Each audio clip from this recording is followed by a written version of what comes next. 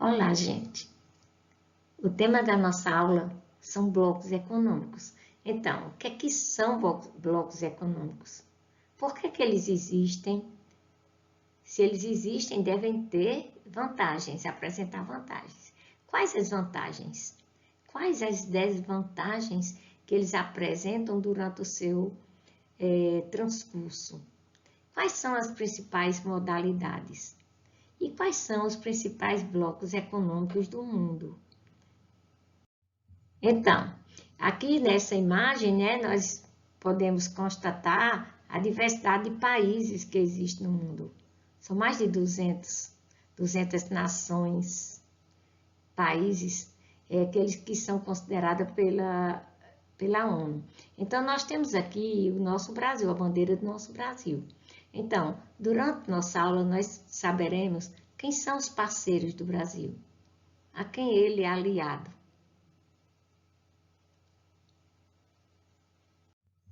Então, mas para tanto, nós temos que saber de fato o que são blocos econômicos. Então, blocos econômicos, gente, nada mais são do que associações de países, agrupamentos de países. Para que eles se associam? Para que eles se agrupam? Para promover o desenvolvimento social, econômico, político daquele grupo que estão unidos ali. Então, essas alianças, elas são feitas visando principalmente garantir uma ajuda de crescimento mútuo dos países na sua economia, na política e também nas condições sociais. Então, você pode perguntar, por que criaram isso? De onde surgiu essa ideia? Então, a criação de blocos econômicos, ela ocorreu no período pós grandes guerras. Por quê? Porque os países, os autores e atores das grandes guerras estavam com as suas economias fragilizadas. Então, a alternativa que eles encontraram foi criar os blocos, se associarem, para que eles conseguissem se reerguer. Então, se eles se conseguiram, se eles resolveram se agrupar, algumas vantagens tinha. Então, vamos ver essas vantagens. Primeira vantagem, eliminação de tarifas e barreiras alfandegárias. Então, isenção de impostos ou tarifas alfandegárias. Então, vamos lá. Então, quando eles resolveram se agrupar, eles criaram normas, entre eles, eliminando todas as tarifas, impostos, e facilitando a entrada e saída de mercadorias, né? Entre eles. E também reduzindo os impostos também, né? Nós sabemos que o que encarece muito o produto são os impostos. Então, com esses blocos, eles tinham em mente já eliminar essas tarifas. Então, garantir também o desenvolvimento do comércio. O comércio, tanto internamente como de exportação e importação. E com isso, eles viam também uma vantagem de solucionar problemas comerciais entre eles. Eles se ajudariam mutuamente e então também estariam resolvendo, solucionando os problemas comerciais entre eles. E com isso também eles visavam gerar crescimento econômico para os países participantes. Entre outras vantagens, também tem o menor custo dos produtos. Se eles reduziriam as tarifas, se eles eliminariam as barreiras alfandegárias, eles teriam o menor custo no produto deles, para vender entre eles. E assim também eles teriam maior produção, né? E também eles teriam uma maior eficiência na comercialização daqueles produtos. Porque há um preço menor, então venderia mais. Então, com isso também, eles visavam uma vantagem competitiva. Uma vantagem competitiva do bloco com outros países. Certo? Então, com essa eliminação de tarifas sobre as importações, aqueles produtos que são comprados. Então, se a Argentina compra do Brasil, então ele importa do Brasil, certo? E o Brasil está exportando. Então, essas vantagens competitivas também facilitaria. Funciona como vantagem. Mas também, não só é um mar de rosas, tem as desvantagens também. Então, a primeira desvantagem é porque eles oferecem oferecimento de concessões, que nem todos os países estão preparados para fazer. Ou seja, essas concessões são permissões, autorizações. Então, como eles são um bloco e eles têm normas, eles têm alguma coisa que impede isso em todos os países. Então, é uma desvantagem. A perda da parte da soberania, ou seja, ele deixa de ser o todo-poderoso para entrar num bloco como o mundo, para o mundo vê-lo como bloco e não como só o país, certo? E outra desvantagem, a perda da perspectiva da globalizada do comércio e a polarização geopolítica do mundo. Pronto, foi isso que eu disse. Então, como eles perdem a soberania, eles também perdem essa polarização geopolítica. Ele não manda só, ele não é visto como o país, ele é visto como o bloco. E o impedimento de algumas outras parcerias comerciais, porque nós vamos ver aí que tem alguns blocos que são muito criteriosos. Eles não aceitam todos os países, então é uma desvantagem. Às vezes um continente tem um bloco forte, como é o caso da União Europeia, e nem todos os países participam, certo? Então isso é uma das desvantagens. Então os blocos econômicos, eles possuem algumas facetas, eles são classificados tem algumas categorias, por exemplo, são 4 categorias principais: zonas ou áreas de livre comércio, união aduaneira, mercado comum e união política e monetária. Nós vamos ver agora, a partir de agora, que nem todos os blocos são iguais. Nem todos os blocos têm as mesmas normas e visam os mesmos objetivos. Então, a zona ou área de livre comércio. Esse tipo de bloco, ele se preocupa apenas com a comercialização.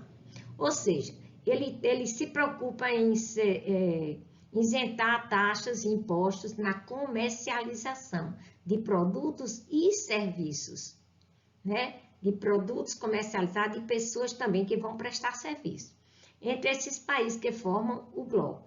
Então, essa zona de livre comércio, ela promove e elimina as tarifas e barreiras alfandegárias, ou seja, elas não têm, entre eles não se preocupam tanto com a entrada e a saída, né, nas alfândegas dos produtos, entre eles, né? Então, é o caso do NAFTA. No caso anterior, vamos lá, a União Aduaneira. A União Aduaneira. O que é aduaneira? Controle de saída, de entrada nas alfândegas, controle dos produtos. Então, União Aduaneira é uma zona de livre comércio. Olha, veja, essa União Aduaneira, ela é mais completa do que a primeira zona de livre comércio. Ela já é uma zona de livre comércio, porém, ela tem uma taxa, né? Ela tem uma TEC, ela tem uma tarifa externa comum. O que é isso? Elas cobram de outros países que queiram comercializar com eles uma tarifa externa comum. Entre eles, se o bloco é formado por 40 países, vamos supor, então todos eles têm aquela mesma TEC. É uma taxa, né, que encarece os produtos que são comercializados com outros países. Entre eles, não. Entre eles não tem. Eles não tem a abolição dessa TEC. Agora, se eles forem comercializar com outros países, então eles cobram. Então, é o caso do Mercado Comum do Sul, do Mercosul, que o Brasil faz parte. Então, estamos aqui com o Mercado Comum. O Mercado Comum é outro tipo de bloco. é um bloco econômico com elevado padrão de integração. Veja, ó, ele já tem, esse bloco aí é mais aprimorado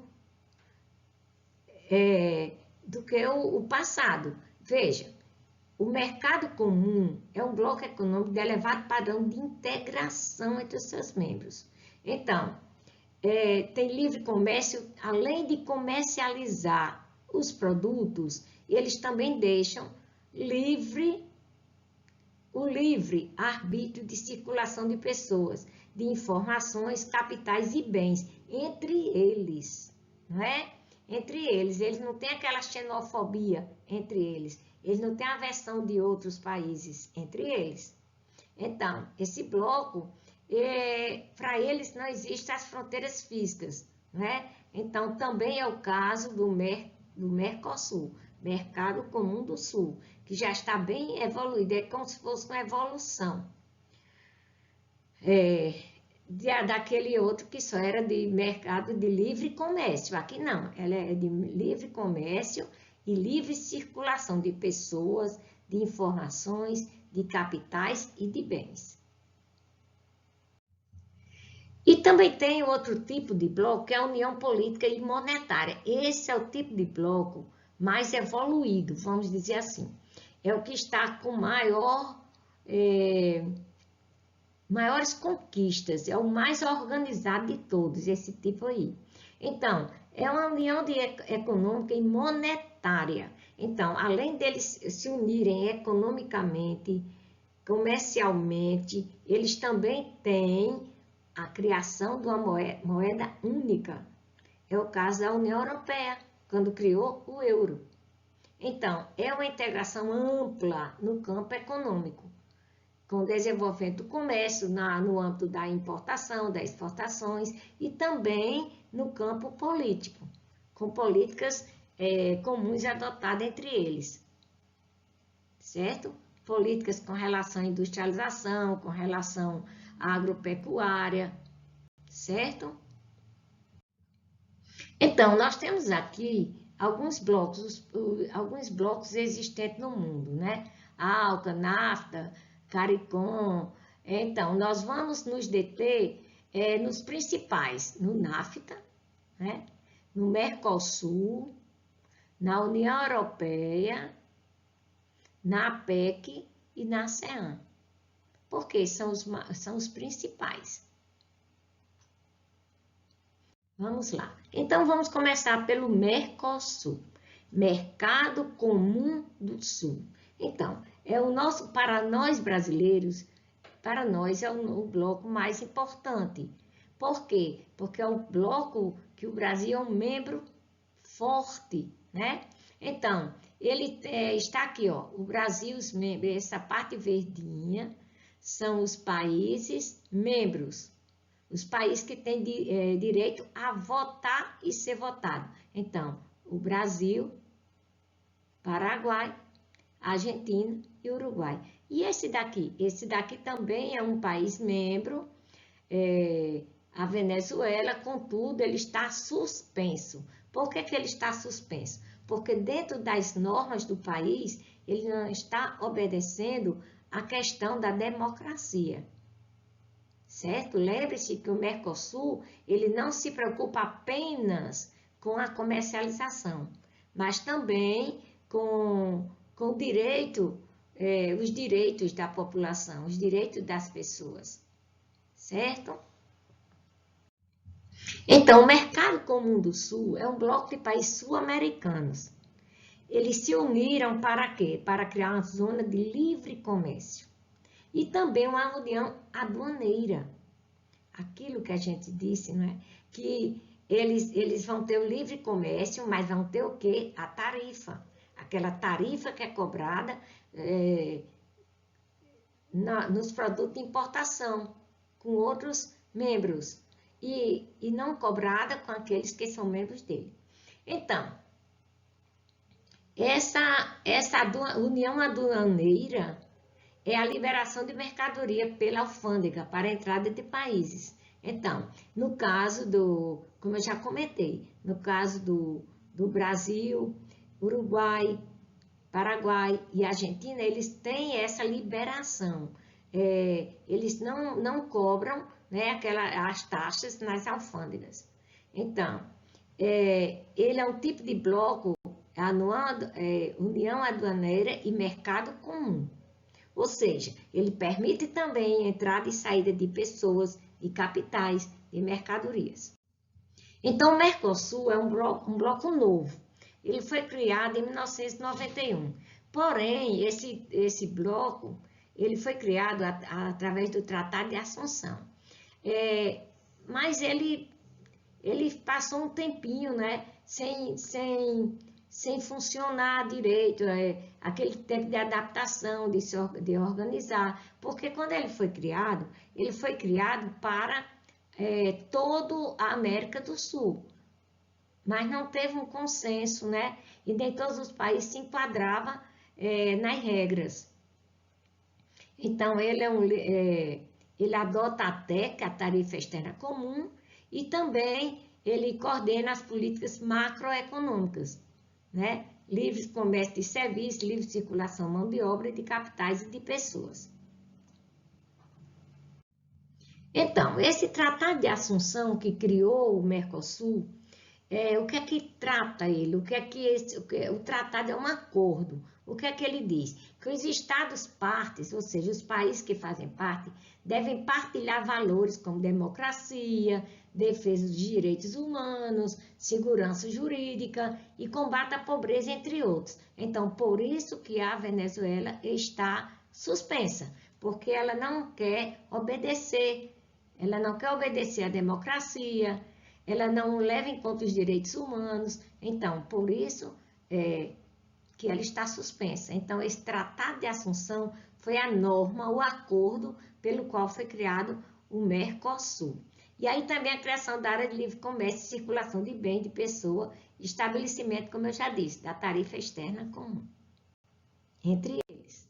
Então, quem é que compõe os Mercosuls? Os países membros plenos, que são Argentina, Brasil, Uruguai, Paraguai e a Venezuela, que pronto, que eu disse está suspensa desde dezembro de 2012. E ultimamente, nesses 2 últimos anos, eles têm quase que rompido. A Venezuela quase que rompeu com o Mercosul, por conta dessa postura que ela está adotando antidemocrática. E tem os países associados, Chile, Bolívia, Colômbia, Equador e Peru. E tem outros simpatizantes. Tem os países, México e Nova Zelândia, eles estão simpatizando, eles estão querendo entrar no bloco para comercializar com esses. Então, a atuação do Mercosul, né? Em 1994, o Protocolo de Ouro Preto, que estabeleceu a estrutura institucional do Mercosul. E deu início, pronto, ele foi criado em 1991, mas como eu disse a vocês, ele só começou a atuar em 1994, certo? Então, com a entrada, com a efetivação desse Mercosul, o que é que tem observado? O comércio entre os países parte quintuplicou, cresceu, ou seja, está surtindo efeito, certo?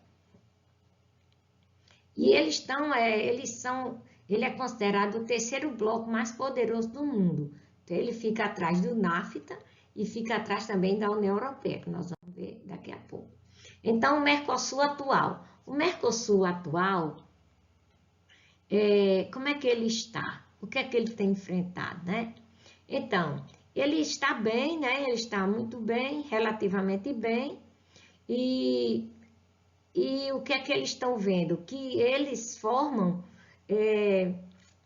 eles estão com poder geopolítico hídrico.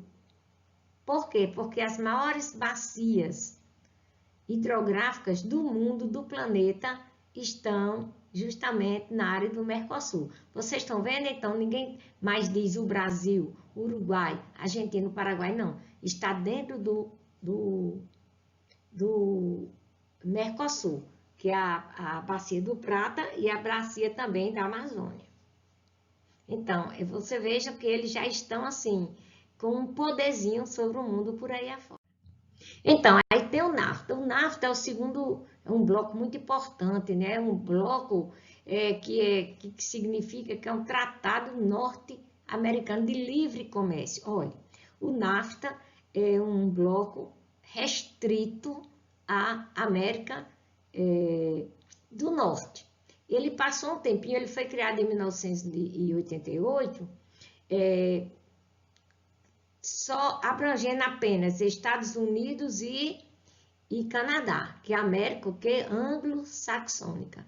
E aí deixaram de fora o México, que o México faz parte também da América do Norte, só que o México, ele não faz parte da América anglo-saxônica. Ele é o primo pobre, ele faz parte da América Latina. Ele não fala inglês, ele fala o quê? Espanhol. Então, é um bloco forte, economicamente forte, mas ele trata apenas de livre comércio entre eles, entre os três países. Então, é o contrário que ocorre na União Europeia, né? Então, eu digo, ele viabiliza o comércio do bloco. Não tem uma lei que imponha muitas restrições, as restrições dele são apenas que devem ser apenas com eles três, certo? E eles têm, as barreiras comerciais cada dia mais são diminuídas, porém, o que é que a gente vê? O México, ele faz parte desse bloco, mas como é um bloco estritamente comercial, eles não aceitam a livre entrada de pessoas, né, do México. Eles consideram os mexicanos invasores, é uma ameaça na economia para tomar os empregos deles. Então, a circulação de mercadorias, eles estão estritamente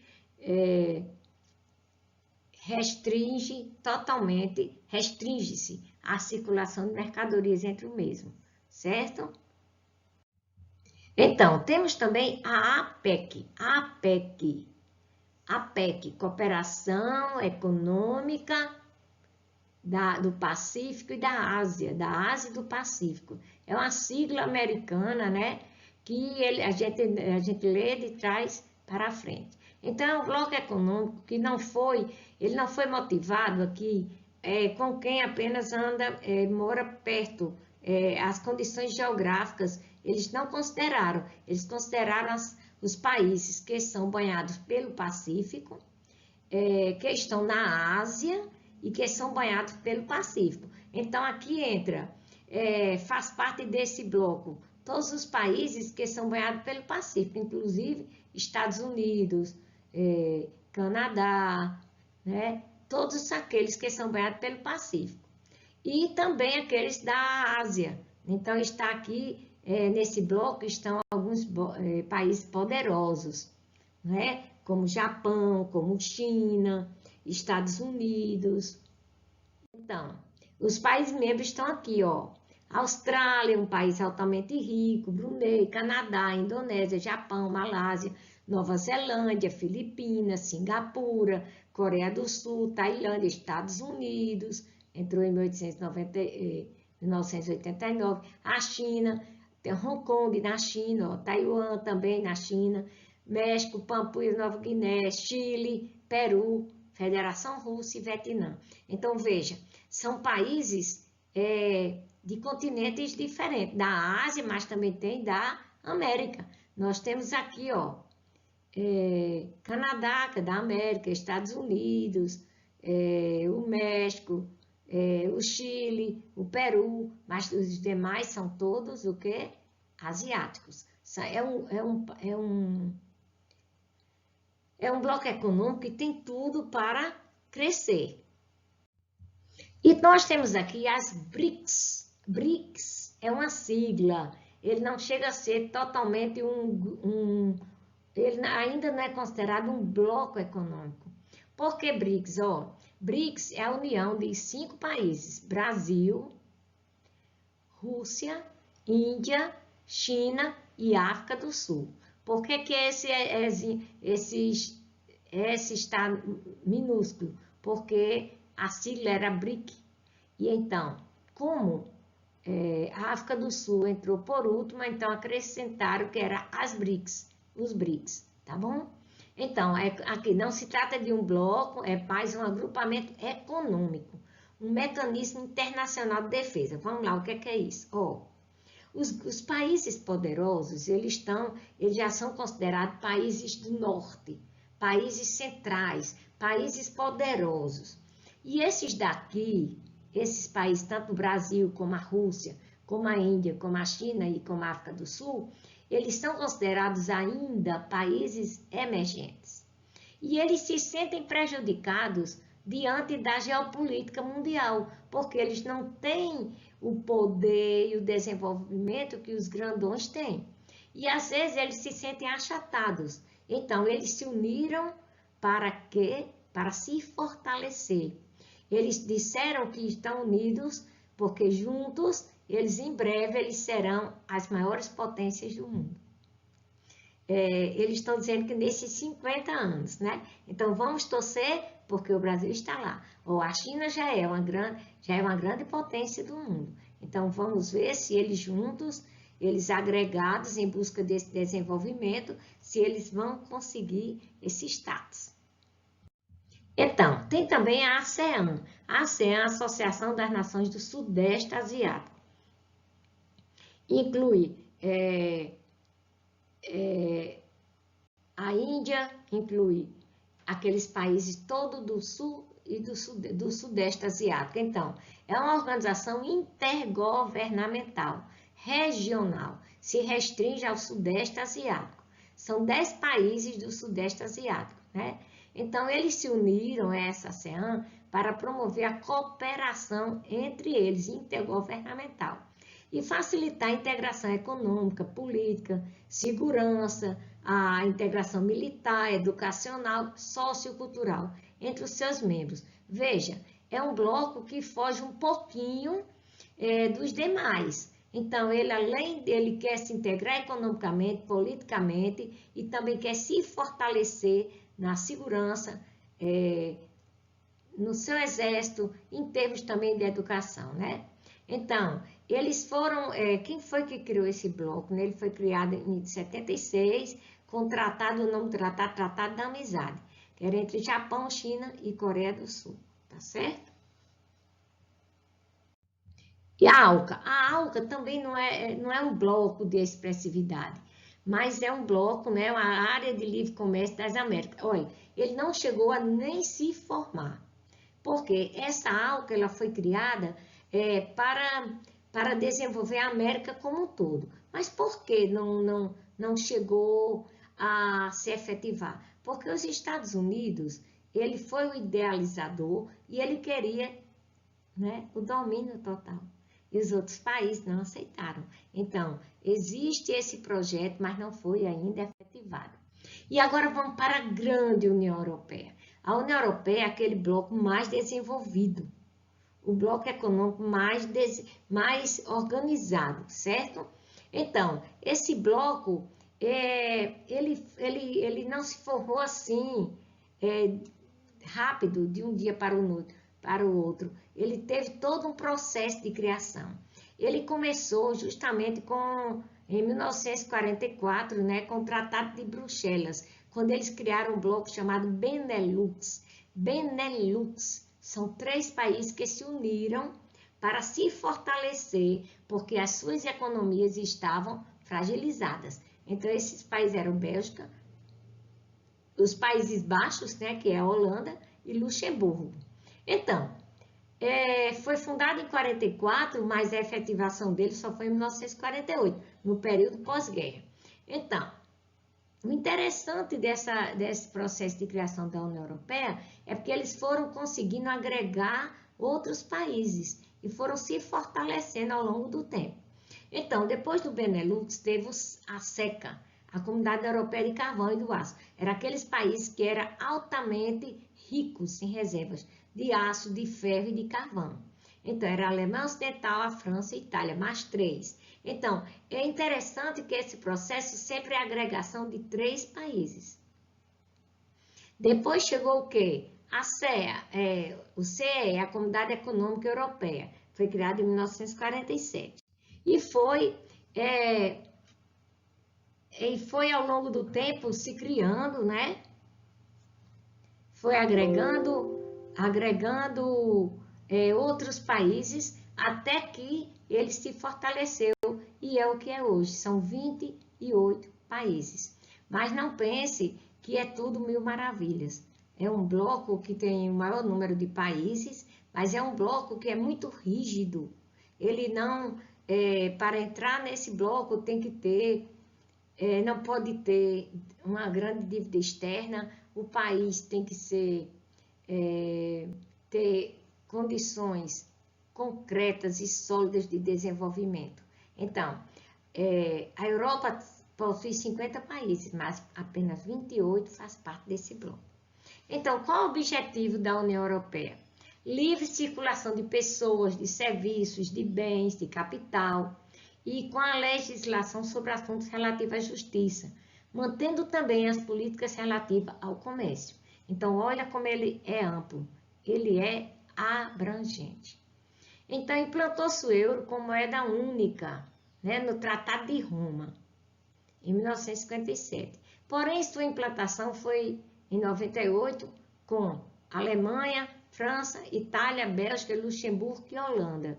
Ou seja, o euro, apesar de ser uma moeda comum para o bloco, nem todos os países adotam, certo? Tem aquela ciumeira, né, do Império Europeu.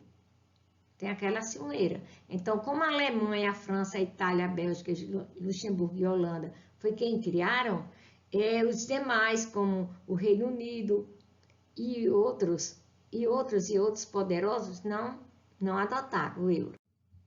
Então, os países membros da União Europeia são a Alemanha, a Áustria, a Bélgica, está aqui, todos eles. Eslovênia, Croácia, Estônia, Finlândia, França, são 28 países. Só que 22 não são membros, certo? E nem por quê? Porque eles não têm, esses 22 que estão fora, não têm os critérios que eles exigem, certo? Então, hoje, esse bloco é considerado um bloco muito forte no mundo, não é? 20% do PIB mundial está nas mãos desses países. Então, os países da União Europeia anti-euro, aqueles que não adotam o euro, aqueles que fazem parte da União Europeia, dos 28, ainda tem Bulgária, Chipre, Dinamarca, Eslováquia, Estônia, Hungria, Letônia, Lituânia, Malta, Polônia, República Tcheca, Reino Unido, Romênia e Suécia. Então, esses não adotam o euro. Então apesar de tanto êxito, eles têm algumas controvérsias. E, ultimamente, nós estamos ouvindo falar na retirada do Reino Unido da União Europeia. Então, é o Brexit.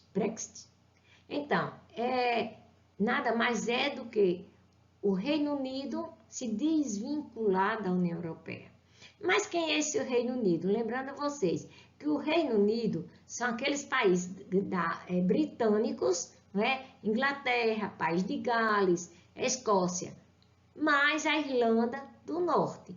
Então, é a retirada desses países da União Europeia. Por quê? Porque eles não estavam satisfeitos. Eles estavam dizendo que eles estavam arcando demais com despesa para os outros países membros.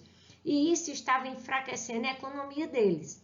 Então eles fizeram um plebiscito em 2016, nós estamos em 2020. Em 2016 houve um plebiscito onde a maioria das pessoas votaram a favor da saída do bloco. Mas como ficou, foi 52% contra 48%, ficou ainda aquele impasse.